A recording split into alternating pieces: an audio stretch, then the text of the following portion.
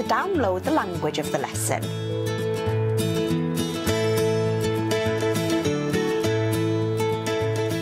Pnawn da! Pnawn da! Sut ydych chi? Iawn? Iawn. Okay, well, heddiw, dyn ni'n mynd I siarad am where you live, asking where you live ac yn y blaen. A cwestiwn ydy, lle dych chi'n byw? Lle dych chi'n byw? Pawb? Lle dych chi'n byw? Lle dych chi'n byw? Lle dych chi'n byw? Ond lawr in the deep south, they say, ble I chi'n byw? That's slightly different, ble I chi'n byw. Ond yn y Gogledd, lle dych chi'n byw? A dych chi'n dweud, dwi'n byw yn. Dwi'n byw yn Wain Fawr. Dwi'n byw yn Wain Fawr. If you lived in Aberystwyth, you'd say? Dwi'n byw yn Aberystwyth. Os ydych chi'n byw yn Aberaeron?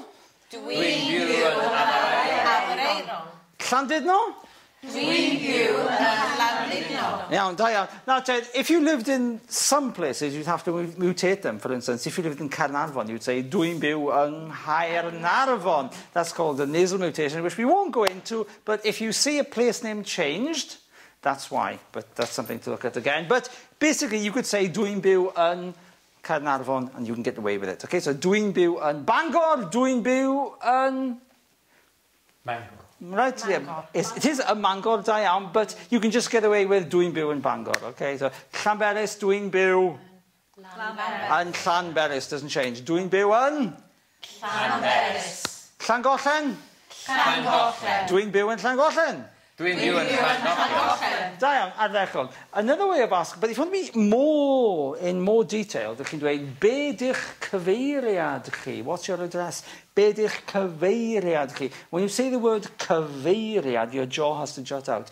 Be dych cyfeiriad chi? Put your finger on your jaw. Be dych cyfeiriad chi? Unwaith eto. Be dych cyfeiriad chi? Unwaith eto. Be dych cyfeiriad chi? Da iawn. So be dych cyfeiriad chi? O down south, beth uwch cyfeiriad chi? Ac, this is where we come to the numbers. Un. Dau. Tri. Pedwar. Pimp. Chwech. Saith. Wyth. Naw. Deg. So os ydych chi'n dweud, oh, I live in 10 Carnarvon Road, yn y Gogledd, dwi'n byw yn pawb? Dwi'n byw yn Deg. Ffordd. Carnarfon. So, ffordd Carnarfon, Carnarfon Road, neu stryd. Stryd fawr. Mawr is big, so y stryd fawr. Dwi'n byw yn pawb? Dwi'n byw yn Pedwar. Stryd fawr. Llangollen. Yeah? Neu lôn y Bryn. Bryn, the hill, so the lane going up the hill. Dwi'n byw yn Dau. Lôn. Y Bryn. Right? Rodfa Avenue. Felly, os ydych chi'n gallu dweud Rodfa Trevor. Right? Rodfa Trevor. You Rodfa very often with people's names, okay? Or Rodfa Patagonia. There's one place I know with a Rodfa Patagonia. Patagonia Avenue. Rodfa Patagonia. So if you lived in number 9 Patagonia Avenue, dych chi'n dweud, so, be dych cyfeiriad chi? Dwi'n byw yn 9 Rodfa Patagonia. Da iawn, dwi'n byw yn 9 Rodfa Patagonia. 1, 2, 3. Dwi'n byw yn 9 Rodfa Patagonia. Ardderchog. Now then, so in the day they would tend to say hail or hail instead of ffordd or street. Now then, so hefyd, be dych rhif ffôn chi? What's your phone number? Be dych rhif ffôn chi? Pawb? Be dych rhif ffôn chi? I could say, with code dim 1 7 4 5 5 7 2 3 6 8. Now then, so felly, Sioned, be dych rhif ffôn chi? Byddeg, be dych rhif ffôn chi? Esill, be dych rhif ffôn chi? Ac wedyn, swapiwch, a mae Sioned yn dweud, Mererid, be dych rhif ffôn chi? A just dweud, dim 1 Barod? Iawn? Yn eich parau, ffwrdd chi. Dim,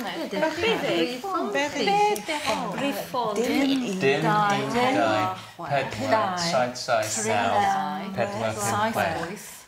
Right, I orffen wers yma, finish this lesson off, mae gen i ddeialog fan hyn ynglyn â agor cyfri newydd, opening a new account, a bank account, rhywbeth felly. Pan dych chi'n agor cyfri, they always ask you all kinds of details about your name, address, phone number, kind of blaen. Felly dyma ni, if you go in, dych chi'n gallu mynd i'r Canarfon nawr, open a new bank account yn Gymraeg. Demand a Welsh speaker to open the bank account, okay? Felly, dyma ni, rwan te, Mrs Williams, beth i'ch enw llawn, your full name, eich enw llawn chi os gwelwch yn dda? Heilwen Mai Williams. Ach cyfeiriad, you don't have to say beth i'ch cyfeiriad, it's just and your address. Ach cyfeiriad, naw, Ffordd y Bryn, Bethel, Caernarfon, LL dim 4, 3 MN. Code post, yeah? A be di'ch rhif ffôn chi? Dim 1286 653 882. Diolch yn fawr. Na, so trwy ni hynny. So ar fy ôl i, rwan te Mrs Williams. Rwan te Mrs Williams. Be di'ch enw llawn chi? Be di'ch enw llawn chi? Os gwelwch yn dda. Os gwelwch yn dda. Heilwen Mai Williams. Heilwen Mai Williams. Ach cyfeiriad? Ach cyfeiriad. Naw Ffordd y Bryn. Naw Ffordd y Bryn. Bethel Caernarfon. Bethel Caernarfon. LL dim 4. LL dim 4. 3 MN. 3 MN. A be di'ch rhif ffôn chi? A be di'ch rhif ffôn chi? Dim 1286 Dim 1286 653 653 882. 882. Diolch yn fawr. Diolch yn fawr. Cysio tio, dim 1286, dim 1286, dim 1286, 653 882, dim 1286, 653 882. 1, 2, 3. Dim 1286, 653 882. Da iawn. Parau. Rwan? Rwan te, Mrs Williams. Be ydych enw'ch llawn chi os gwelwch yn dda? Heilwen Mai Williams. Ach cyfeiriad?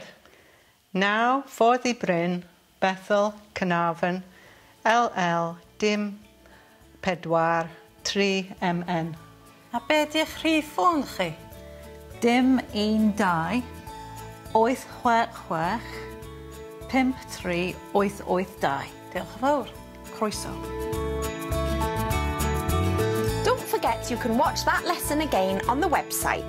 That's also the place to download the language of the lesson.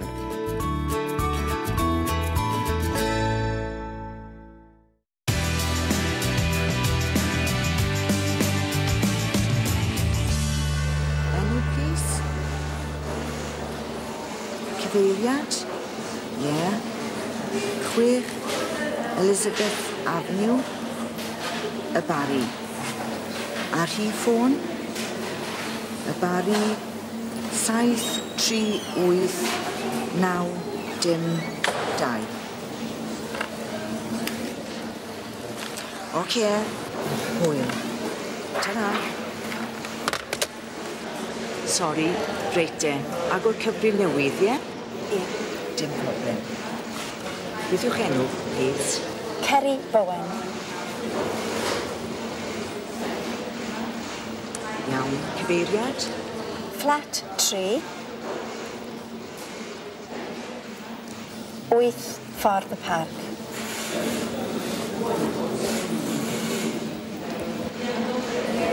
Diolch.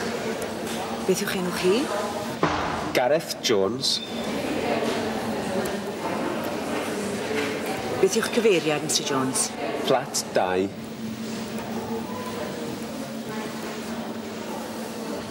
Wyth Ffordd y Parc.